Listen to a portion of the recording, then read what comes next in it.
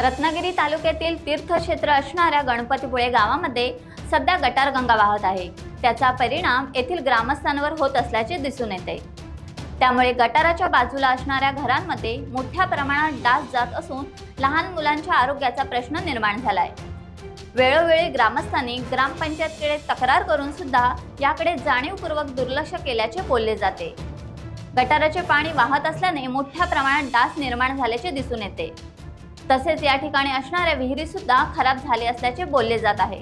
हा जो वाल आहे, हा वाल म्हणजे इथे आता पाणी पहिले पाईप होते सांडपाणी, ते आता निकळलेले आहेत पूर्ण, पाईप निकळले आहेत पूर्ण। आणि आता काय संपूर्ण ते असं पाणी सांडपाणी वाहत जातं आहे। त्याच्यामुळे काय होतं, दिवसभर किंवा संध्याकाळचे डास वगैरे येतात किंवा विहिरीचं पाणी खराब होतं आहे, लहान मुलांचा पण आरोग्याचा प्रश्न होतो आहे। तसंच ग्रामपंचायतीत सुद्धा वेळोवेळी तक्रार वगैरे दिलेली आहे, तरी पण ते काय अजून काही काम होत नाही आहे। टाइम्स डिजिटलला लाईक करा, शेअर करा, सबस्क्राईब करा आणि बेल आयकॉन दाबायला विसरू नका। Times digital.